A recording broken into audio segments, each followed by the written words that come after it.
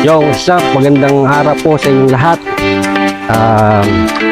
Ngayon ay holiday. Happy Independence Day po sa ating lahat mga kasangga. Ngayon ay gusto namin kayong isama sa aming gagawing trabaho ngayong araw na ito. Papasukin natin yung area na hindi pa namin papasok dahil nga sa kondisyon ng area. Bundok na nga, wala pang maayos sa kalsada. Ngayon nagtuloy-tuloy yung init. Tingnan ko na yung kalsada ay tuyo na. So, makapasok na yung motor namin. So tara, samahan mo kami.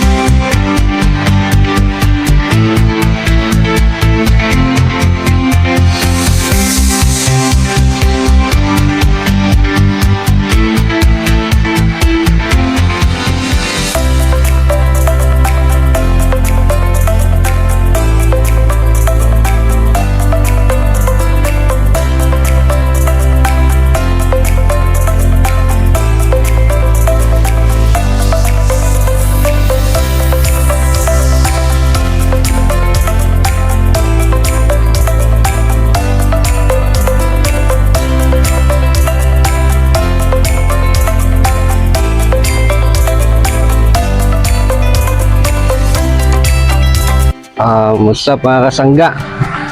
Update muna tayo, no? Dito tayo muna sa Kalapit Barangay nang pupuntahan natin. Time check 10:54.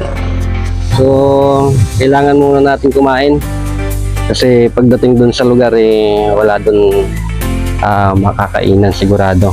Kapag nag-area tayo, ito yung isa natin sinisecure yung oras ng pagkain, no? Yun, kakain muna kami mga kasangga, mamaya naman ulit.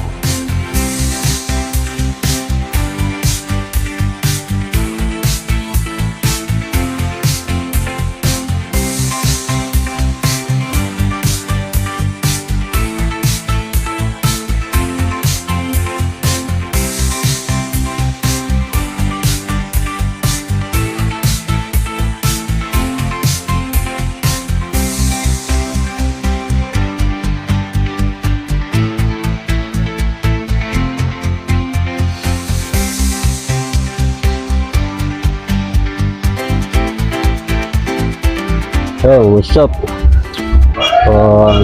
Yun, katatapos lang namin kumain. Kasama ko nga pala si mga tikas, masigasig na siyempre na nakagwapo. Isa sa mga officer ng aming kumpanya. Kung napansin ninyo, hindi namin binabanggit kung ano ba yung lugar na napupuntahan namin. Siyempre para na rin sa safety, no?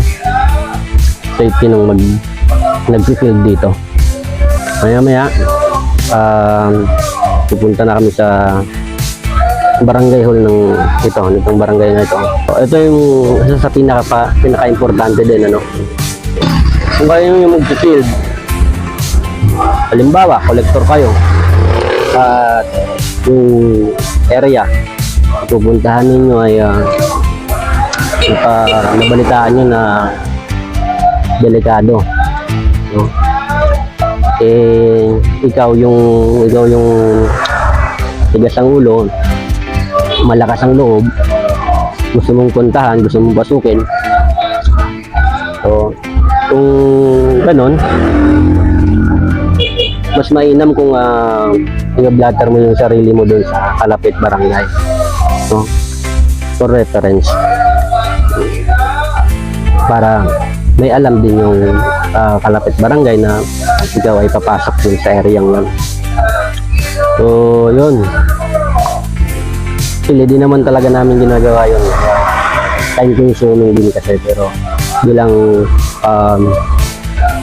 formal at safe, ano, o merong documentation, kailangan talaga din gawin yun.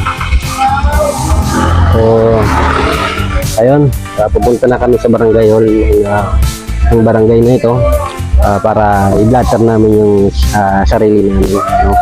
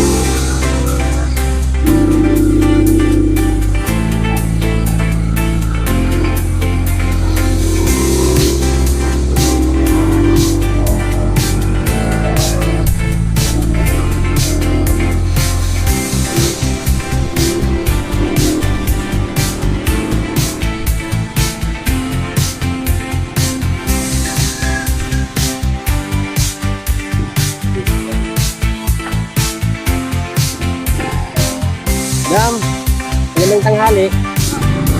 Saan yung daan papuntang, saan na yan ang pakanan na yan? Diretso yan. Tama po ka mo. Ilang po. Kaya ka ninyo? Kaya? Medyo malayo-layo pa. Opo, mga 130 minutes drive. 30 minutes pa? Yes. Malayo pa, no? Hindi, lang. 30 minutes kasi, dahan-dahan ka lang. Pero kung ano ka rin ay may trip. Kailan pa talaga, makabuto. Sa ngayon, okay man yung kalsada? Yes. Opo. Thank you, ma'am. Sige po. Hindi lang, Apo. wait lang. Araw pa din po, hindi na lang kamo magsabi na lang kamo hindi sa piga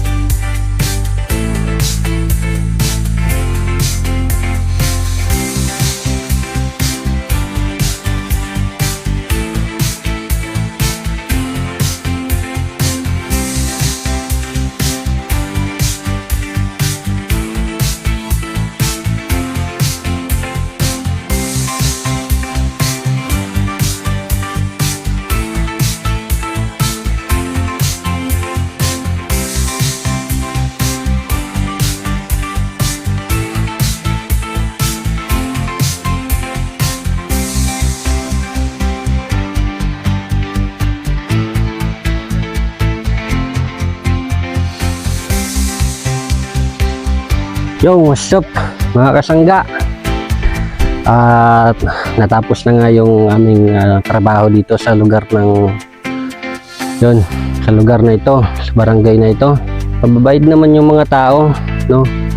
Yun nga lang talaga yung kalsada talaga mahirap pasukin. Lalo na kapag tag-ulan dito, yung mga motor dito naka-stack. Ang gamit nila sigurado mga kalabaw, pahila, ganun. So pabalik na rin kami, siguro samahan nyo na lang kami hanggang makalabas at doon na lang natin tatapusin itong vlog na ito. So yun, tara, break muna tayo. Sabi nakakapagod, na-aksidente pa kami kanina, pero ito ang ganda ng view dito, dagat, parang nasa tuktok na kami ng mundo. Dito na lang siguro yung vlog namin at pauwi na rin naman kami. Malapit-lapit na din naman kami sa baba. Yun, maraming salamat sa panonood. Napakahirap nung ginawa namin trabaho ngayon. Pagka siniay mo dun pa lang sa baba, hindi mo na siya apruban eh. Swerte, nakarating tayo dito. Napakaswerte talaga ng buhay. Napakasarap ng buhay. Napakaswerte ni paring Jonel dahil siya yung mahawak ng area. Pagpalaing ka pa sana. Yun, sa mga katulad naming nasa field, nagtatrabaho, itong mga experience na ganito, masaya naman, mapagod nga lang, charge to experience, wag lang tayong mapapahamak. Yun yung maganda doon. Sana huwag niyong kalimutang mag-like, mag-iwan kayo dyan ng comment. May naranasan na ba kayong gantong pangyayari? Kung kayo po ay nagtatrabaho sa gantong larangan, no? Huwag po kayong mahiyang mag-comment. Maganda yung mapag-usapan natin yan. May share din natin kung ano yung mga nararanasan, no, ng isang kolektor. Marami kasi customer dyan naggalit sa kolektor dahil puta, napakahigpit naman, di ba? Pero sana maintindihan nyo naman ang sitwasyon namin. Ano po, binabayaran kami ng kumpanya para mangolekta. Yun, maraming salamat. Sana ay suportahan nyo ang channel na ito, ang Kasangga. Sa huli, hindi kayo magsisisi na susuportahan ninyo itong channel na ito dahil napakaganda ng hangarin na ito. Meron po pala akong shout out kay paring Meji, si classmate sa college. Shout out sa iyo paring Meji. Sana magkita-kita tayong muli. Balita ako ngayon na malakas ka na daw sa inuman. Pakita mo yan kapag nagkita-kita na tayo. Yun, shout out sa iyo. Peace out.